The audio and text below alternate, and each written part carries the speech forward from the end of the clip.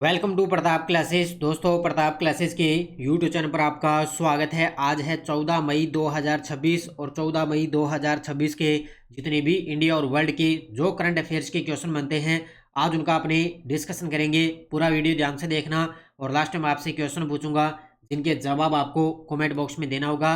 आज अपने पढ़ेंगे भारतीय उद्योग परिसंघ का वार्षिक बिजनेस समिट 2026। महाराष्ट्र के पुणे में भारत का पहला लो एमिनेशन जोन लागू हो चुका है और ओमान सल्तनत के अंदर भारत का अगला राजदूत किसे नियुक्त किया गया, इनकी आज हम चर्चा करेंगे पूरे लेटेस्ट न्यूज़ के साथ में। डेली आपको सुबह ये करंट अफेयर्स की क्लास आपको मिलती है, तो सभी साथी एक बार करेंगे सेशन को लाइक शेयर। सभी साथियों को प्यार भरा नमस्कार, गुड मॉर्निंग।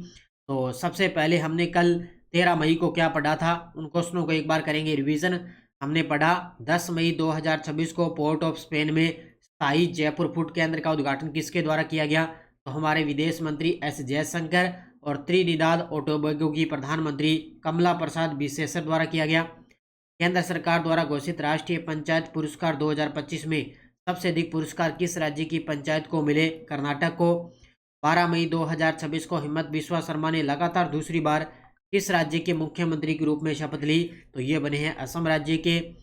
विकसित भारत रोजगार और आजीविका मिशन अधिनियम 2025 कब से लागू होगा, 1 जुलाई 2026 से। भारत नवाचार 2026 का आयोजन किस देश में होगा, फ्रांस में। किम्बरले प्रोसेस की अंतरसत्रीय बैठक 2026 का शुभारंभ भारत की अध्यक्षता में कहाँ हुआ, मुंबई में। केंद्रीय स्वास्थ्य और परिवार कल्याण मंत्री जेपी नड्डा और केंद्रीय कृषि मंत्री शिवराज सिंह चौहान ने दिल्ली में कौन सा मिशन लॉन्च किया, वो है सेहत मिशन। तो ये थे कल के क्वेश्चनों का रिवाइज हमने कर लिया।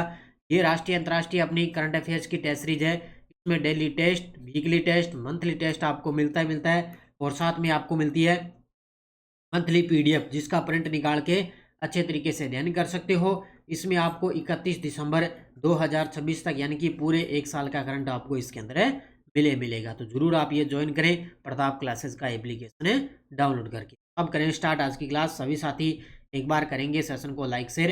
सभी साथियों को प्यार भरा नमस्कार, गुड मॉर्निंग। पहला क्वेश्चन आपके सामने, भारत के पूर्व कप्तान और कोच राहुल द्रविड़ ने नवगठित यूरोपीय T20 प्रीमियर लीग में किस फ्रेंचाइजी को खरीदा है। गजब का प्रश्न है। तो भारत के पूर्व कप्तान और कोच हैं राहुल द्रविड़। इन्होंने नवगठित यूरोपीय T20 प्रीमियर लीग यानी कि ETPL में किस फ्रेंचाइजी को खरीदा, तो ये खरीदा है डबलिन गार्डियंस को। किसको खरीदा है, डबलिन गार्डियंस को खरीदा है। तो ये आपको याद रखना है। ये देखो आपके सामने तस्वीर में, अभी इसका जो पहला सीजन है वो स्टार्ट होगा अगस्त 2026 के अंदर। कब से, अगस्त 2026 के अंदर इसका पहला सीजन स्टार्ट होगा। देखो, भारत के पूर्व कप्तान और कोच हैं राहुल द्रविड़ ने ETPL में डबलिन गार्डियंस टीम खरीदी है। ठीक है, तो ये याद रखना। और इसका जो पहला सीजन होगा वो होगा अगस्त 2026 में। इस टीम का नाम है डबलिन गार्डियंस, इसको खरीदा है।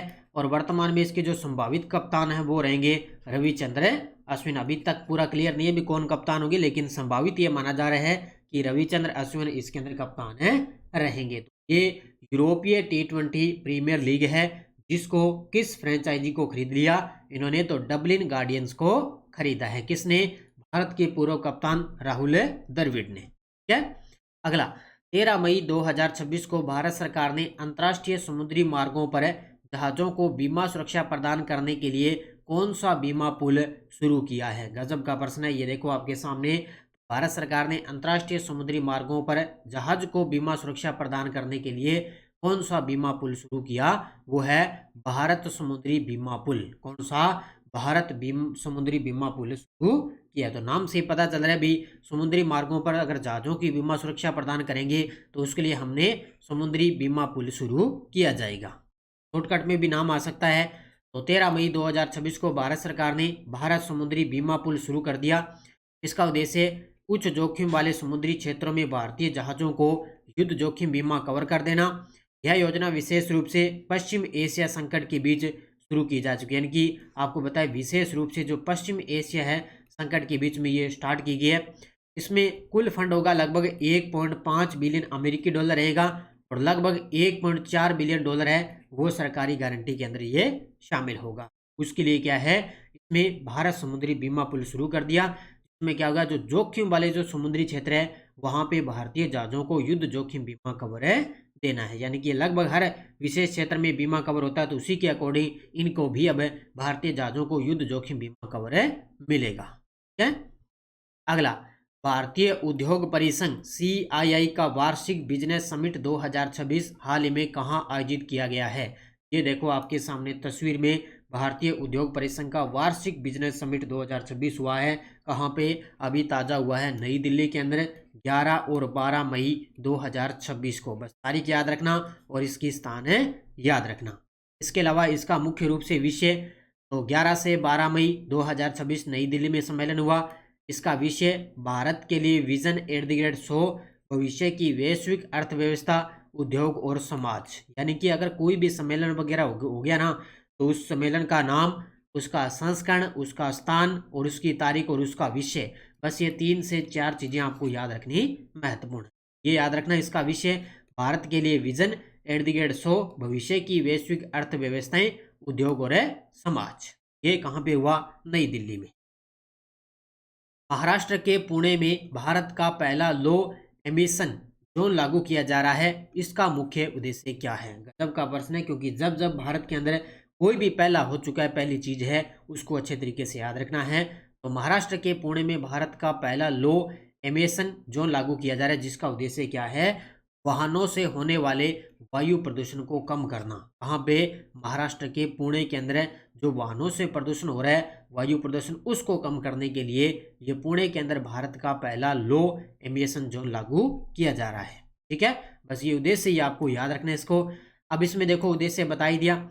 यह पहल पुणे नगर निगम और ITDP इंडिया द्वारा सहयोग से शिवाजी नगर जैसे केंद्रीय क्षेत्रों में BS3 और पुराने वाहनों को प्रतिबंधित या नियंत्रित करके लागू किया जाएगा। जितने भी पुराने वाहन वगैरह है उन पे रोक रहेगी, क्योंकि आपको पता है जयपुर वगैरह में आते बड़े बड़े जो शहर है ना अपने राजस्थान में, वहां पर भी इन पर प्रतिबंध है, पुराने वाहनों पे लगाया गया है। तो धीरे धीरे अब पुणे शहर के अंदर भी इसमें ये एमिशन जोन लागू कर दिया, जिससे होने वाले वायु प्रदूषण को कम करना है।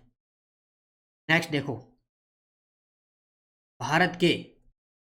भारत में न्यायिक अवसंरचना के आधुनिकीकरण के लिए उच्च शक्तिशाली सलाहकार समिति की घोषणा किसके द्वारा की गई है। तो भारत में न्यायिक अवसंरचना के आधुनिकीकरण के लिए उच्च शक्तिशाली सलाहकार समिति की घोषणा है, वो किसके द्वारा की गई। तो वर्तमान में अपने जो 53वें मुख्य न्यायाधीश है, मुख्य न्यायाधीश जस्टिस सूर्यकांत, उन्होंने कहा कि हम न्यायिक अवसंरचना के आधुनिकीकरण के लिए उच्च शक्तिशाली सलाहकार समिति की घोषणा कर रहे हैं। तो ये देखो आपके सामने हमारे 53वें चीफ जस्टिस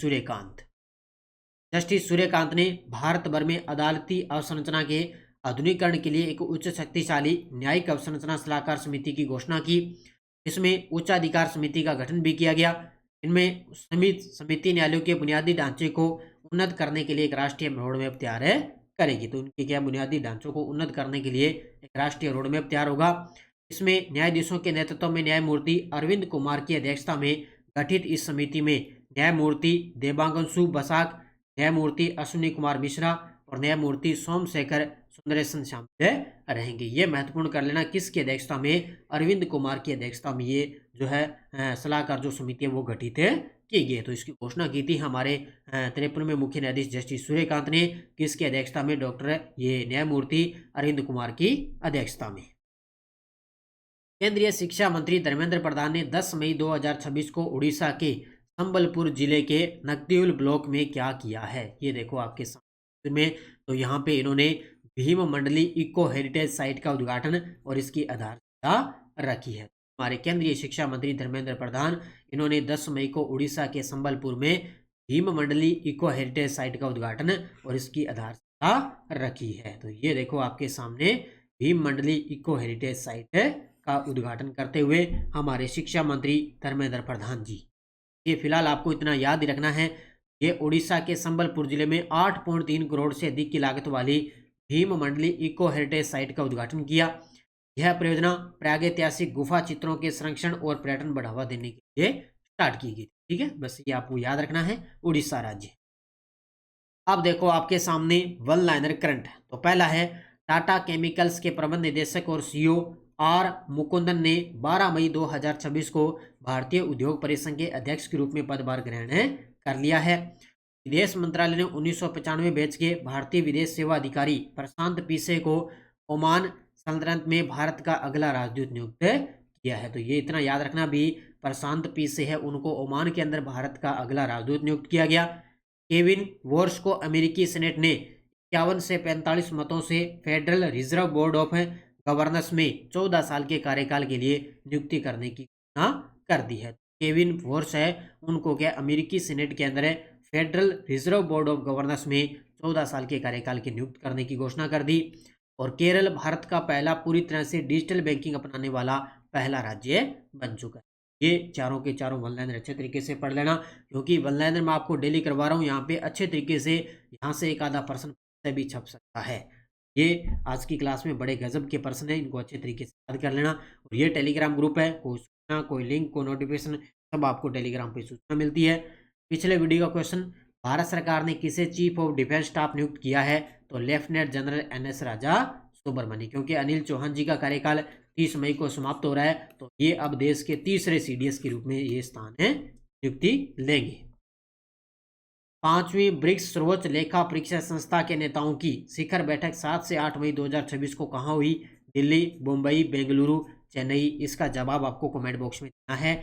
और यस्टरडे डोज, पश्चिम बंगाल की विधानसभा सीटें 294, तमिलनाडु की है 234, केरल की है 140, असम राज्य की 126 और पुडुचेरी की है 30। क्योंकि लगभग आपको पता है पश्चिम बंगाल के CM शुवेंदु अधिकारी बन गए, तमिलनाडु के CM बन गए थलापति विजय, अभी केरल का निर्णय आज हो जाएगा, और असम के अंदर हिमंत बिस्वा शर्मा और पुडुचेरी के N रंगास्वामी बन चुके हैं। तो एक राज्य बचा है केरल, जिसमें आज तक लगभग आज पता लग जाएगा कि यहाँ पे कौन CM बनेंगे। ठीक है, अब देखो आपके लिए नेक्स्ट डोज, राजस्थान के ऐसे मुख्य सचिव जो भारत के नियंत्रक और महालेखा परीक्षक भी रहे, वर्तमान में नियम समिति का अध्यक्ष कौन है? आंध्र प्रदेश राज्य में कितनी विधान परिषद सीटें हैं? ध्यान रखना, कितनी विधान परिषद सीटें हैं। राजस्थान जमींदारी और विश्वदारी उन्मूलन अधिनियम 1959 किस मुख्यमंत्री के समय पारित हुआ? राज्य का सर्वोच्च प्रशासनिक अधिकारी कौन होता है? इन 5 क्वेश्चनों के जवाब आपको कमेंट बॉक्स में देना है, क्योंकि लगातार ये मुहिम आपके लिए चल रही है, जिसमें लगभग आपके पॉलिटिकल के क्वेश्चन तैयार हो जाए। ठीक है, और ये अपनी फर्स्ट ग्रेड की 1.0 2.0 बाजार के अंदर उपलब्ध है। इसका रिवीजन चल रहा है नानक क्लासेस पर, जो लगातार आपको क्लासें दी जा रही है। ठीक है, और ये अपनी RPSC फर्स्ट ग्रेड की टेस्ट सीरीज चल रही है, सेकंड ग्रेड की PTA थर्ड ग्रेड की है, LDC है, CAT है। LDC के लिए आप ज्वाइन कर सकते हो अच्छे तरीके से, इसमें राजस्थान और इंडिया का करंट आपको दिया जा रहा है। ठीक है, तो ये थी आज की अपनी क्लास। सभी साथी करेंगे वीडियो को जाते जाते लाइक शेयर, बस निरंतर आप पढ़ो अच्छे तरीके से। डेली की क्लास आप कंटिन्यू देखो, मात्र 15-16 मिनट की क्लास, ज़्यादा आपका समय भी ज़ाया नहीं होता और डेली आपका करंट रूटीन बना रहेगा। धन्यवाद। जय हिंद, जय भारत, जय राजस्थान।